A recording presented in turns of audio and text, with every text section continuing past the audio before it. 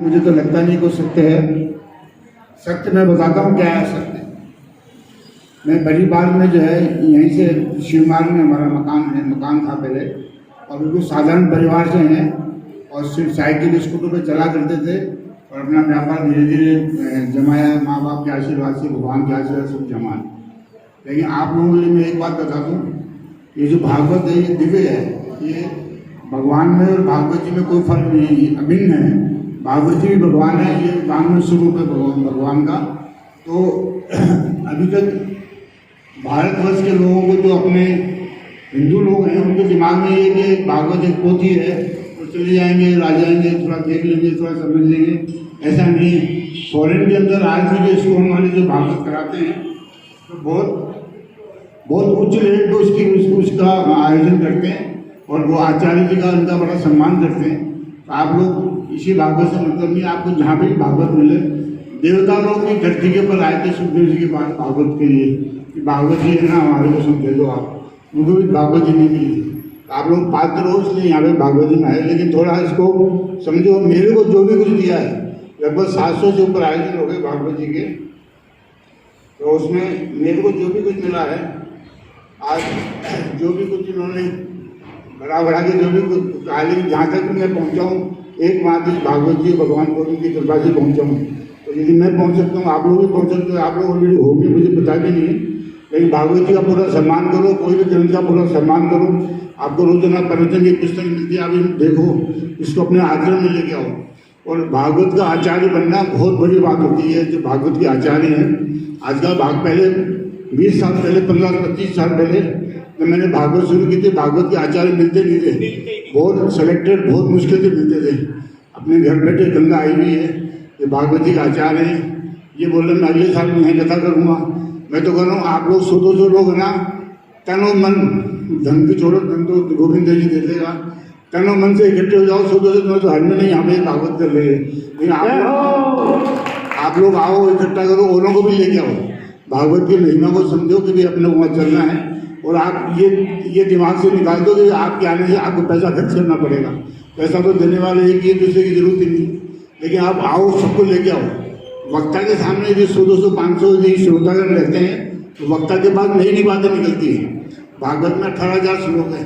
18,000 श्लोक को पूरा करने में 18,000 दिन में कम पड़ते हैं। इतनी भागवत कोई ऐसा मामूली ग्रंथ नहीं है। इस धरती पे सर्वश्रेष्ठ सर्वोपरि ग्रंथ यही है।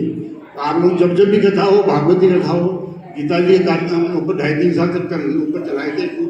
उसमें काफ़ी लोग 250-300 लोग आते थे। अभी कोरोना काल की वजह से आप लोग कम आए हो। मेरी आपसे प्रार्थना है, एक तो इस भागवत जी पे विश्वास रखो, आचार्य जी कोई भी आए उनका सम्मान करो और आप भागवत सुनो, मन से सुनो। उसमें जो भी कुछ सार की बात निकले वो अपने आचरण में लाओ, अपने जीवन में लेके आओ, तभी अपना उद्धार होगा। खाली भागवत सुनने से न तो कोई वैकुंठ मिलना, न कोई गोलोक मिलना। हाँ, इनको आचरण में लेके आओगे तो आपको अच्छी गति जरूर मिल जाएगी।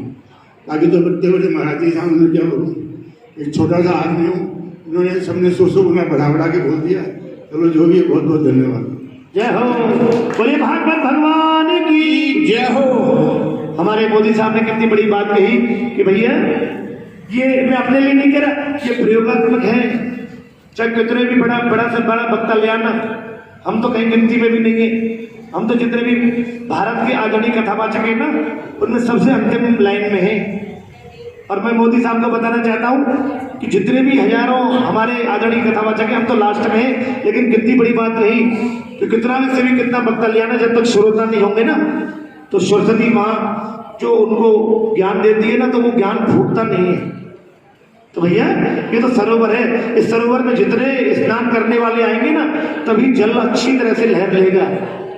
तो कहने का मतलब ये है कि जब तक अच्छे श्रोता नहीं होंगे, सैकड़ों में कम से कम 100 तो हो, तो जब 100 श्रोता होते तो दृष्टांत, वृत्तांत और वाक्यांश, प्रसंग, उपदेश अपने आप निकलने लग जाते हैं। और एक बात और मैं बता दूं, राज बहादुर जी तो जानते हैं कि जितने से बड़े बड़े भागवताचार्य हैं ना, इनको आप विश्वामित्र समझ लेना।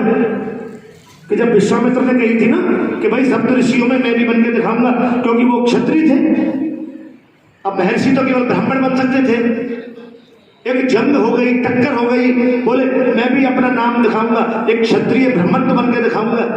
तो महाराज ये 40 साल में इतना अध्ययन कर लिया है कि कोई शास्त्रार्थ के लिए खड़ा हो जाएगा ना तो 20-20 घंटे बोल सकते हैं, इतना बड़ा ज्ञान है। तो ये अध्ययन किया है। जरूरी नहीं है कि आप ब्राह्मण नहीं है तो अध्ययन ना करें। अध्ययन करने वाला कोई जात नहीं होती है। और ऐसे गुणी मनीषी आपके जयपुर में कितनी बड़ी बात कह दी कि भैया सुनने वाले आओ तो हर महीने करवा देंगे। तो भैया ऐसे भागवत ऋषि को तो मैं बारंबार अभिवादन करता हूँ, वंदन करता हूँ। और अब भगवान, मैं तो कहूँ शतायुओं से भी ऊपर आयु हो, ताकि ऐसे लोग बने रहे तो ये धर्म की पताका फैलती रहे। बोल भागवत भगवान की जय हो।